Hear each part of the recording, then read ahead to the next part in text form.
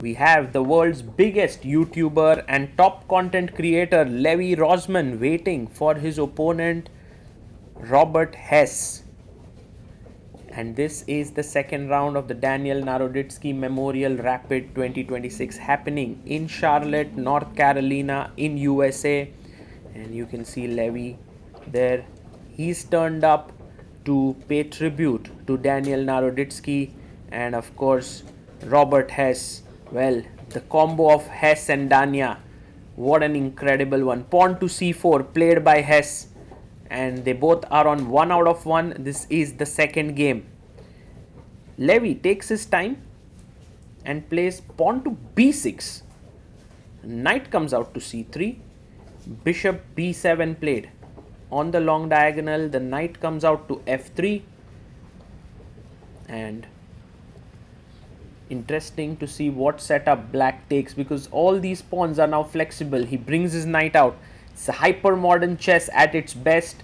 No pawns in the center yet for both sides. Pawn to c4 does control a bit of center. g3 to put the bishop here. And g6, double fianchetto. Bishop g2, bishop g7, and now Hess can play d4 and he plays it. A nice little move.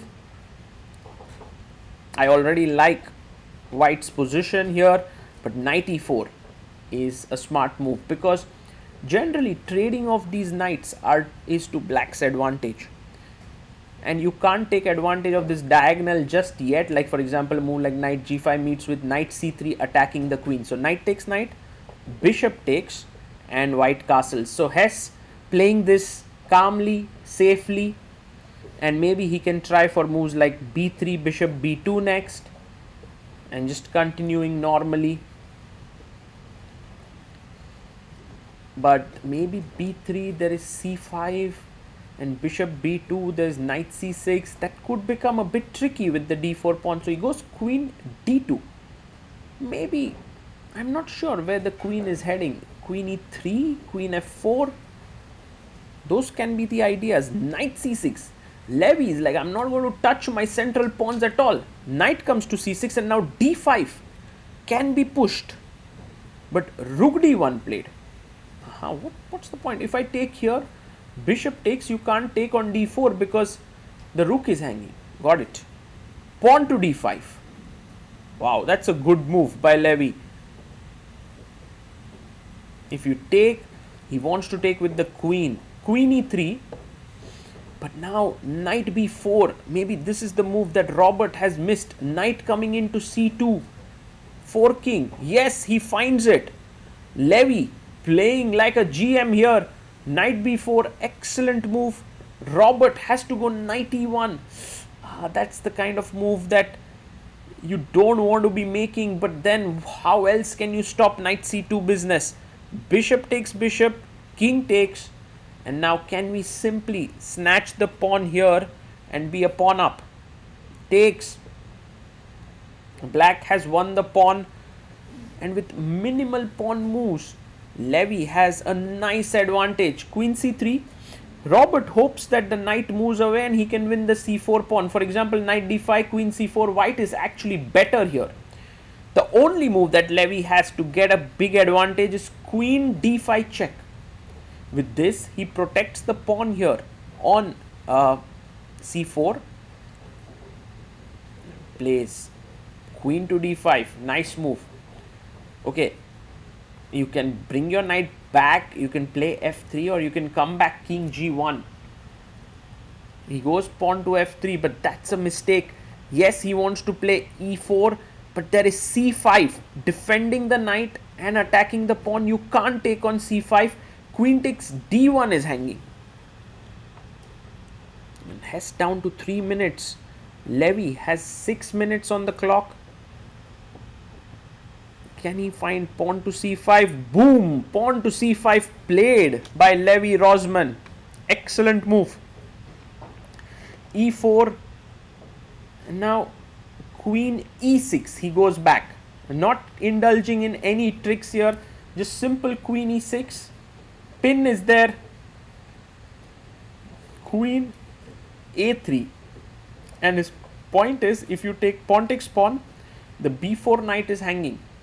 And if you take bishop takes, then rook d4, c d4, queen b4, even though black is better here, white has some fighting chances.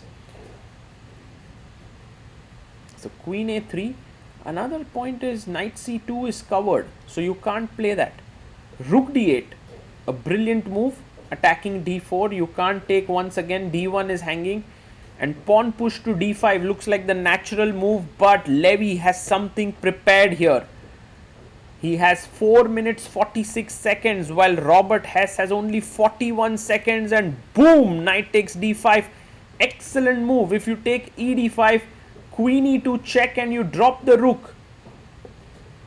This is a dominating show by Levy, and Robert is now 2 pawns down. Bishop comes to g5. He defends the rook here.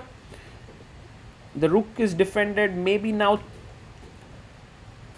taking the knight is possible, but h6. Levy is very good when it comes to dynamic play, complex play. Bishop comes back to d2.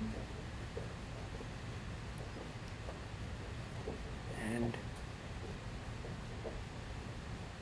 you know, a normal move would be to move the knight, but f5.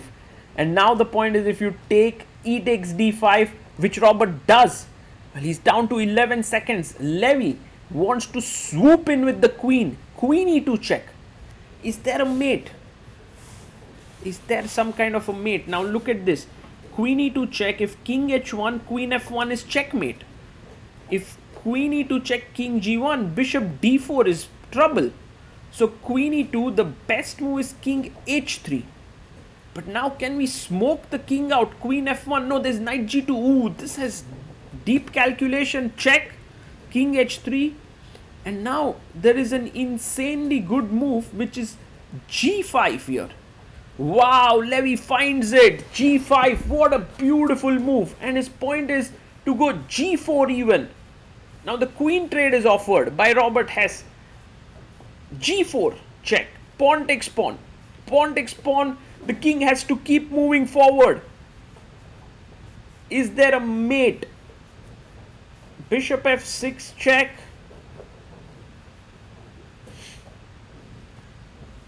Okay, you can even take queen h2. But then king takes g4. I'm not sure if that ends in a mate. But bishop f6, king h5.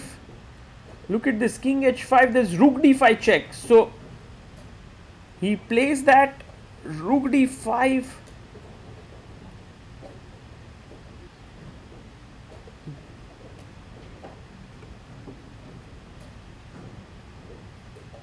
Takes the pawn with a check. And now the king, well, if you take on h6, queen h2 is mate. So he goes king g6. But now rook g5 check. Boom. And you have to give up the queen because king h6, queen h2. And h takes g5.